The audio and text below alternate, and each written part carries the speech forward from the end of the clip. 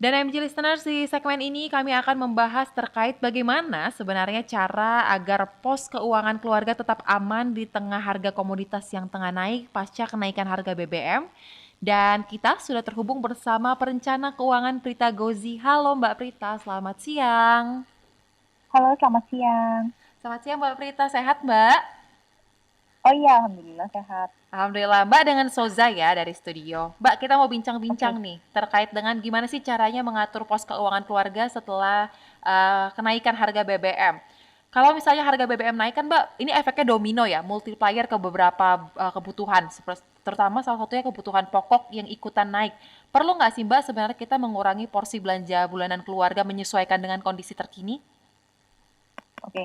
Sebenarnya sebelum langsung lari ke situ, maka kita harus mengevaluasi dulu karena kita kan sekarang berasumsi bahwa oke, kalau misalnya satu komponen naik, maka semua komponen pasti naik dan naiknya juga dengan magnitudo yang sama. Padahal mungkin kenyataannya bisa berbeda-beda karena faktornya juga berbeda-beda. Jadi nomor satu yang perlu dilakukan adalah mengevaluasi dulu pos pengeluaran kita setiap bulannya itu larinya kemana saja.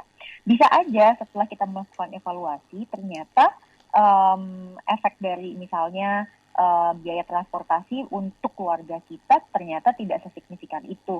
Malahan barangkali kita mengeluarkan biaya-biaya lain yang sudah tidak terpakai. Karena kan sebelumnya pandemi, mungkin aja kita punya langganan modem internet mungkin sampai 3 provider gitu. Tetapi ternyata sekarang kan sudah banyak yang kembali lagi ke sekolah, banyak lagi kembali ke tempat bekerja. Nah, maka itu harus dirunut ulang tuh mungkin langganan-langganan yang sebelumnya kita miliki.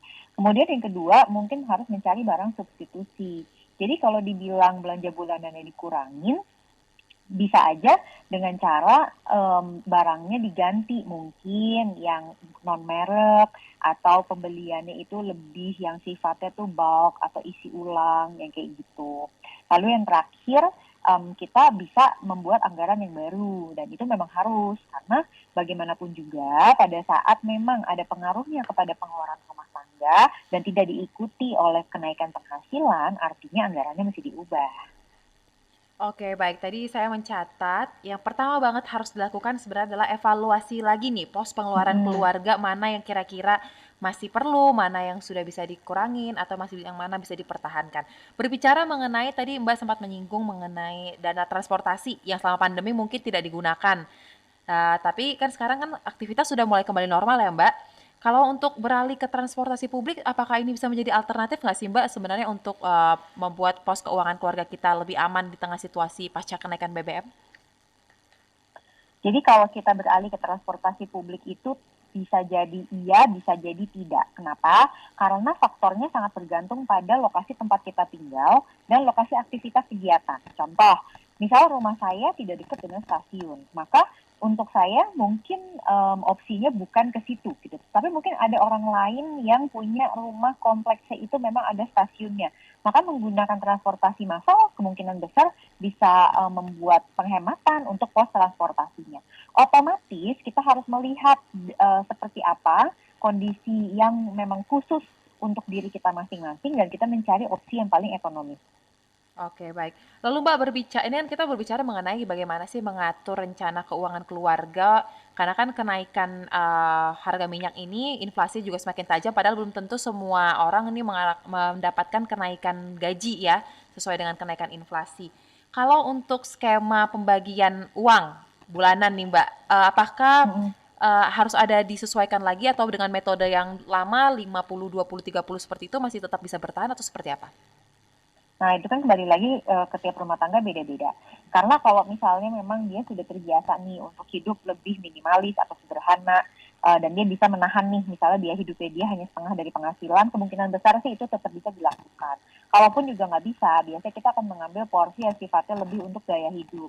Seperti kemarin saya pernah tanya ke followers di Instagram, mereka lebih memilih untuk mengurangi jajan. Kemudian yang kedua, bersedia untuk mengubah moda transportasi. Dan yang ketiga, itu rata-rata bilang rela untuk tidak menghabiskan akhir pekan tuh di tempat-tempat yang membutuhkan banyak uang. Jadi tetap berakhir pekan, tetapi mungkin mencari opsi yang memang gratis atau lebih murah gitu loh. Nah, dengan begitu harapannya kalau biaya hidupnya tetap meningkat, dia tidak akan minus keuangannya karena yang dia ambil itu semacam kayak subsidi silang dari pos yang dia pakai untuk kenikmatan gaya hidup. Oke, mencari alternatif lain ya Mbak untuk hiburan, tetap bisa mencari hiburan walaupun situasinya semua harga lagi naik ya begitu. Ya, Mbak, aku mau nanya juga nih Mbak terkait dengan investasi, kan pasti kan kita berusaha semaksimal mungkin gimana caranya walaupun pendapatan masih segini-gini aja, tetap ada alokasi dana untuk investasi. Nah, di tengah situasi ekonomi global yang lagi carut-marut seperti saat ini, inflasi tinggi di mana-mana, beberapa negara resesi, investasi apa sih Mbak yang harusnya tetap masih bisa kita upayakan ada khususnya untuk kebutuhan keluarga, berbicara juga mengenai anak ya Mbak? karena gini, kalau kita bicara investasi, maka itu merupakan kondisi ketiga yang harus dipenuhi setelah kita memenuhi dua kondisi sebelumnya. Apa itu? Yang pertama, kita sudah tidak minus lagi. Karena kalau keuangannya minus, berarti masih banyak sekali putaran utang di situ. Kalau memang masih banyak putaran utang, maka kita sudah tidak bisa loncat ke investasi. Yang kedua, sudahkah kita memiliki dana darurat? Kenapa? Karena kalau investasi itu ada risiko naik turun atau misalnya risiko susah dijual pada saat butuh uang cash, maka jalan keluarnya memang harus memiliki dulu nih yang namanya tabungan dana darurat. Kalau dua kondisi itu sudah terpenuhi, baru kita masuk nih ke nomor tiga, yaitu berinvestasi. Nah, berinvestasi ini baru nanti kita pilah-pilah sesuai dengan kebutuhan masing-masing. Ada yang kebutuhannya itu untuk dana pendidikan anak, ada yang mungkin kalau masih lajang, dia kebutuhannya lebih untuk dana pensiun, dan lain-lain. Oke, baik. Baik, Mbak Prita mungkin bisa langsung saja kita berikan juga tips nih kepada seluruh MG listeners yang saat ini tengah menyimak. Kira-kira apa sih tips simple yang harus diperhatikan untuk dapat menjaga cash flow keluarga di tengah kondisi saat ini? Yang pertama, memang kita harus menahan diri karena esensi dari budgeting itu sebetulnya adalah pengendalian diri.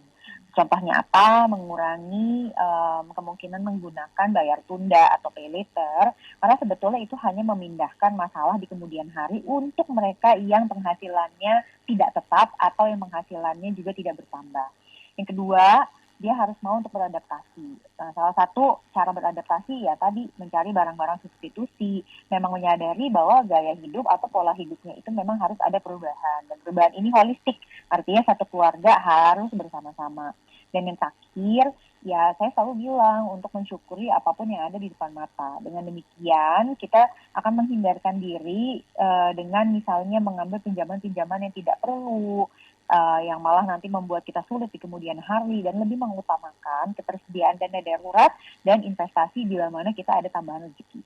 Oke, Mbak, tambahan terakhir, tadi Mbak menyinggung tentang paylater, berarti ketika situasi saat ini Mbak melihat ada tanda-tanda mungkin peminat paylater akan semakin bertambah? Kemungkinan iya dong, karena kan pada saat dia minus ya dia kalau tidak bisa mengubah gaya hidupnya, ya pasti dia akan ke situ gitu. Karena sebetulnya bisa aja kita opsi menambah penghasilan, namun sayangnya tidak semua orang mau melakukan itu, mau bersemangat melakukan itu, karena ya namanya juga kita mau nambah penghasilan, kerjanya juga ekstra. Pertanyaannya, orang mau nggak kerja ekstra? Tidak semua orang ternyata mau melakukan hal tersebut. Iya betul, kebanyakan masih banyak yang cari yang instan-instan saja ya Mbak sepertinya. Oke, terima kasih Mbak Prita untuk sharingnya di MG Listeners pada sore hari ini. Dan MG Listeners, saya rangkum kembali tadi saran dari Mbak Prita Gozi terkait dengan mengatur pos keuangan. Yang pertama kita harus menahan diri, harus bisa untuk memilah-milih dan mana yang penting, mana yang tidak, dan juga kalau bisa tunda penggunaan paylater karena ini hanya akan memindahkan masalah di kemudian hari. Kemudian kita juga bisa mencoba untuk mengubah gaya hidup menjadi lebih sederhana dan juga belajar bersyukur dengan apa yang ada. Jika ingin mengatur pos keuangan juga, jangan lupa untuk yang pertama pastikan pos keuangan keluarga ini kondisinya tidak minus, kemudian siapkan dana darurat untuk situasi yang tidak terduga, baru setelah itu kita bisa berbicara mengenai investasi disesuaikan dengan kebutuhannya.